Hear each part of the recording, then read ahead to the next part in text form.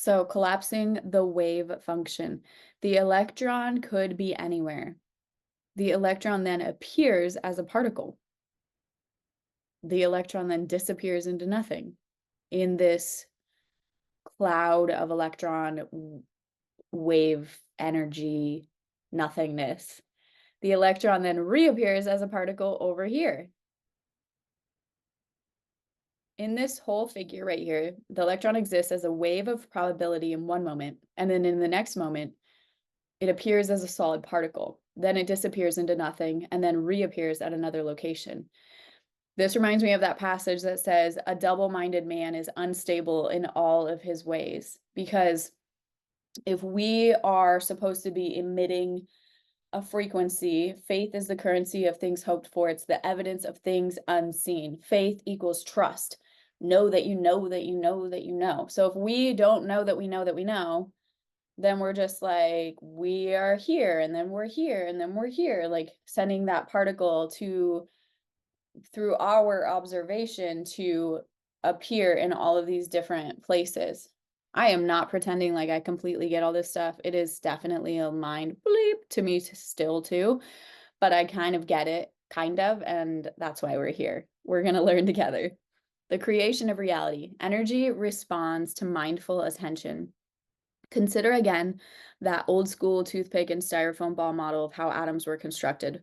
Back then, weren't we led to believe that electrons orbited about the nucleus like planets around the sun? If so, we could pinpoint their location because we'd be able to predict it, right? Yes, in a manner of speaking, but the reason is not at all what we used to think. What quantum physicists discovered was that the person observing or measuring the tiny particles that make up atoms affects, as in impacts, the behavior of the energy and matter.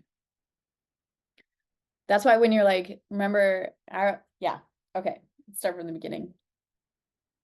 I grew up with this crazy amount of gratitude. I remember going through this middle school era where everything I would say to my friends was like, well, at least we're not in a concentration camp, because I had been studying about that and it just blew my mind that that happened. And so every little like inconvenience or annoyance at school, I'd be like, well, at least we're not in a concentration camp. I'm like, could freaking be so much worse. And to the point where my friends hated it. They were like, ugh, I know, but they were annoyed like that I had this high level of gratitude and appreciation and like this weird perspective. And then I lived a really good life, like pretty darn good life. And I remember now people telling other people, like one girl told my mom, like she lives a really charmed life. And I remember being like, huh, I wonder why, like why do, so anyway, but I believe it has to do with, because I was just always like living on this level of gratitude and like life is good. I appreciate the little things, da da da da da. But then what's crazy is then a whole bunch of shit happened that was definitely not that. So I don't understand it all, but I do know that some of this stuff I've watched it happen in real life. Okay. So the observer effect, like what we are emitting and kind of like expecting, influences the behavior of energy and matter. Quantum experiments demonstrated that electrons exist simultaneously, so at the same time, in an infinite array of possibilities or probabilities in an invisible field of energy, but only when the observer focuses attention on any location of any one electron does that electron appear. Okay, say that again. So experiments showed that electrons exist simultaneously in an infinite array of possibilities or probabilities in an invisible field of energy, but only when an observer focuses attention on any location of any one electron does that electron appear. Faith is the substance of things hoped for. It is the evidence of things unseen. But you got to choose what you want. You got to make your selection. Like, what are we believing? What are we believing in? Then you got to go to the promises and be like, okay, what are the freaking promises? My daddy owns the cattle on 1,000 hills and is freaking rich. That exceedingly abundantly far above anything I could ask, think, or imagine is what he longs to give to us. That Keep coming back to faith as a substance of things hoped for. Okay, so let's keep going. We've got to make our selection. And we have to get out of this bullshit story about how much we don't deserve it and blah, blah, blah. Let's leave that part behind. Okay, we get it. We get it. We get it. We didn't earn it. We get it. We get it. We get it. The point is we're here now. So what do you want to do with it? Let's get out of shame, out of fucking blame, out of fucking unforgiveness mode. None of that stuff aligns with the freaking fruits of the spirit in the first place. Okay? Okay. Angry. Quantum experiments showed that when the observer focuses attention on any location of any one electron, the electron appears. In other words, a particle cannot manifest in reality, that is ordinary space-time as we know it, until we observe it. Okay, real talk right here. So then I'm like, crap. So then, you know, what part of when my ex-husband decided that he was going to relapse on drugs, like what part of like whose observation about that like called that into reality? Was it his own? Was it my family who was expecting him to fail? Was it his family who was expecting him to fail? Was it me?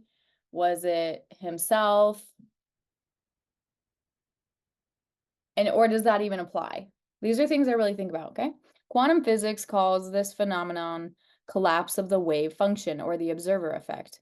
By the way, how convenient if he wants to try and say, like, oh yeah, you thought of it, so that's why it happened. Like, I wasn't there and you chose your choices. Free will from sobriety, you chose your choices. You know, but at the same time, like, I'm a freaking learner, so I'm open to learning. Only when an observer focuses attention on any location of any one electron does that electron appear. In other words, a particle cannot manifest into reality, into ordinary space-time as we know it until we observe it. Quantum physics calls this phenomenon collapse of the wave function or the observer effect. We now know that the moment the observer looks for an electron, there's a specific point in time and space when all probabilities of the electron collapse into a physical event. With this discovery, mind and matter can no longer be considered separate. They are intrinsically related because subjective mind produces measurable changes on the objective physical world. Are you beginning to see why this chapter is called the quantum you? At the subatomic level, energy responds to your mindful attention and becomes matter. At the subatomic level, your energy around you responds to your mindful attention and therefore forms together and becomes matter. All of the electrons are like the little minions just bouncing about, bouncing around, bouncing about until we're like, I am so grateful that now I am this, that now I have this, that now I reside in this reality. And then they're like, oh, you are? Okay. And they like line up. And then we have to focus on it because I feel like they're minions. And if we, like, they're not going to hold it down. They don't hold down the responsibility. Like, we must have done the work, which, by the way, now this talks about subconscious. Not only is it meditation, but also like falling asleep is the easiest way. You're kind of like you're like doing a natural meditation as you cross from wake mode to sleep mode. What is it? The theta? Don't quote me. I didn't do my research for this part. But anyway, when you're transitioning from one brainwave to the next brainwave before you go into full sleep mode. There's different like theta, beta, right? Am I right yet? So anyway, there's different brain waves. And we are the most susceptible. Neville Goddard talks about this, that, you know, our subconscious mind is like where we go right into sleep mode, and it's like going to meet your beloved, and that's where we plant the seeds of expectation of the future.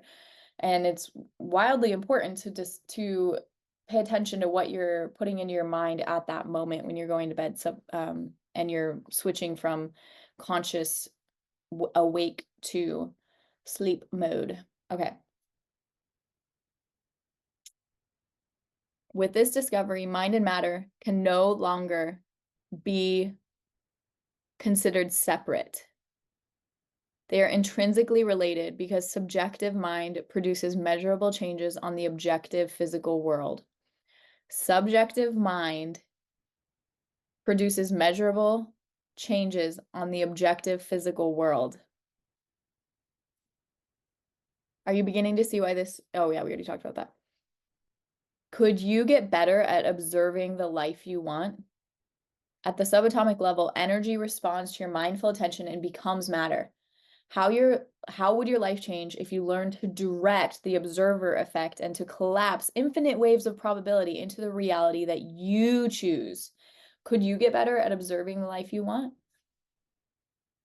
One of the easiest ways that I've found to do this, and I swear it's like one of the most simple cut and paste options. So like when I was at down and out because life had happened, if you know what I mean, thanks to some people's help around me and my own poor choices of choosing a shit partner because I was programmed wrong and I didn't understand some stuff. So I take full responsibility for my part of it, but I definitely didn't make the choices that landed me like in terms of like just life destruction choices that landed me where I was at. But anyway, so like me and my children are living now with this amazing earth angel woman who, shout out to Lois, I love you, Lois, who gave us a place to be more than my family did. Shout out to you know who you are. Not that not all of my family didn't want to help. Like they did want to. Some people just didn't have the ability to. And then there are others who did, and they chose not to. And now they get to live with themselves forever. So, yes, I would taking this content in mind, I would do things like, oh, I'm so grateful for this home. So remember, we're living in someone else's house and she's giving us this, gift, freaking amazing gift that at that point was life-changing.